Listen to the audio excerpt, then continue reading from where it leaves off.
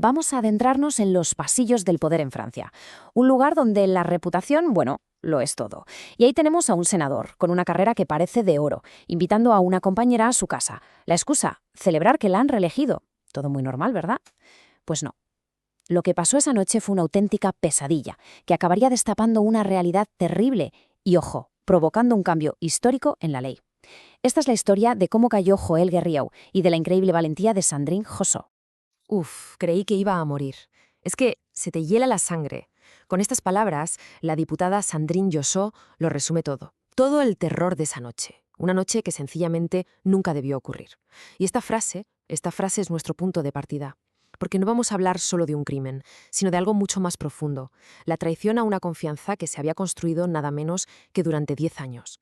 Vale, para que entendamos de verdad la magnitud del terremoto que supuso este caso, hay que hacer una cosa primero. Hay que entender quién era el hombre que está en el centro de todo esto.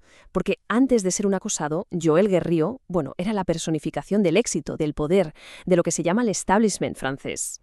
Fijaos bien en esto porque aquí está la clave del shock. Es que no estamos hablando de un cualquiera. Guerriau era, un producto puro de la élite francesa. Estudió en la prestigiosísima Sciences Po, tenía un doctorado en económicas, fue alcalde más de 20 años, senador desde 2011, un político centrista, respetado, con una imagen pública impecable de hombre de familia. O sea, era en todos los sentidos una figura de un prestigio enorme. Alguien que, de verdad, parecía estar por encima de cualquier sospecha. Y ahora nos vamos a esa noche, la del 14 de noviembre de 2023. La noche en que toda esa fachada de respetabilidad sencillamente se hizo añicos y la confianza profesional se convirtió en un arma. El contexto aquí es clave, de verdad. Es que no eran simples conocidos que se ven por los pasillos. Guerriau y Josso eran colegas, se podría decir que amigos, con una relación de confianza que llevaba más de una década. Así que la invitación a su piso en París para celebrar que la habían reelegido a ella, pues parecía un gesto de lo más normal, de lo más cordial. Nadie, absolutamente nadie, podría haber imaginado que era una trampa.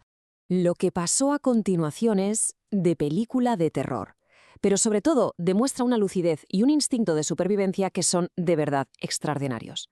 En cuanto bebe un sorbo de champán, se empieza a encontrar fatal. Palpitaciones, sudores, y empieza a sospechar. Ve que Guerriau se comporta de forma extraña, hasta juega con la intensidad de la luz e insiste mucho en que beba más. Y entonces lo ve, una pequeña bolsita de plástico. En ese momento lo entiende todo. Se da cuenta de que la ha drogado, se inventa una excusa para irse y huye en un taxi. ¿Y a dónde va? Directo a un hospital. Esa decisión no solo la salvó, sino que fue lo que destapó todo el caso y consiguió la prueba clave. Y aquí está la prueba irrefutable. 388 nanogramos por mililitro. A ver, este número puede sonar muy técnico, pero para que nos hagamos una idea, es el doble de una dosis recreativa típica. Los expertos lo dejaron clarísimo. No le dio un poco de éxtasis, le dio una dosis masiva, una dosis diseñada para anular por completo su voluntad. El peligro era real, era inminente. La intención era dejarla totalmente indefensa.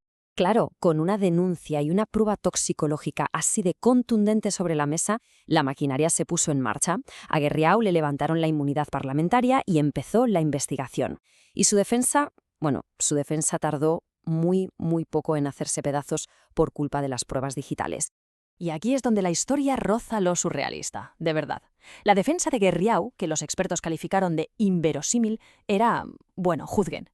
Dijo que se había equivocado de copa al servir, que se equivocó de copa, y que el éxtasis era para él porque estaba estresado por la muerte de su gato. Pero claro, la policía miró su teléfono, su ordenador, y la historia que encontraron era muy diferente. Una historia de premeditación. Búsquedas en Google de droga y violación, efectos del éxtasis en mujeres. La excusa del accidente y del gato quedó, como os podéis imaginar, completamente destrozada. Con la premeditación más que demostrada, el juicio era ya inevitable. Así que lo que viene ahora es ni más ni menos que la crónica de la caída en desgracia de uno de los hombres fuertes del Senado francés. Un proceso que, os aseguro, tuvo en vilo a todo el país. La caída fue, digamos, a cámara lenta, pero totalmente imparable. Todo empieza en noviembre de 2023, cuando lo detienen y lo suspenden de su partido. Su carrera política en ese momento ya estaba herida de muerte. Aún así, fíjate, intentó aferrarse al escaño casi 2 años. Pero la presión social y judicial era ya tan grande que al final tuvo que dimitir justo antes del juicio, en 2025. Era el final. Ya no había vuelta atrás. Y la sentencia, como tenía que ser, fue contundente. Culpable. Así de claro. El tribunal vio clarísimo que la motivación era un deseo de dominación y control. La pena, no solo cárcel, fue la muerte política total. 5 años de inhabilitación, la humillación de acabar en el registro de delincuentes sexuales y, por supuesto, una indemnización para Sandrine Josso. El mensaje estaba claro. Da igual lo poderoso que seas, nadie está por encima de la ley. Pero esta historia no acaba con la caída de un hombre, ni mucho menos. El caso Guerriu, por ser quien era y por el escándalo que supuso, acabó actuando como un catalizador. Uno totalmente inesperado. Aceleró un debate nacional y un cambio en la ley que, francamente, Francia necesitaba con urgencia. Y es que este caso no pasó en un vacío, explotó en la conciencia de todo el país casi a la vez que otro caso terrible, el de Dominique Pellicot, la mujer a la que su marido drogó durante años para que otros hombres abusaran de ella. Esos dos casos, juntos, fueron como un puñetazo en el estómago para la sociedad francesa. Obligaron al país a mirarse al espejo y afrontar que la sumisión química no es algo que pasa en sitios oscuros y lejanos, no, es una amenaza que está ahí, en todos los niveles sociales. Y aquí tenemos el resultado directo, el gran cambio, una modificación histórica de la ley. En octubre de 2025, el Parlamento francés cambió la definición de violación en su Código Penal. Y la nueva definición, de verdad, es revolucionaria. ¿Por qué?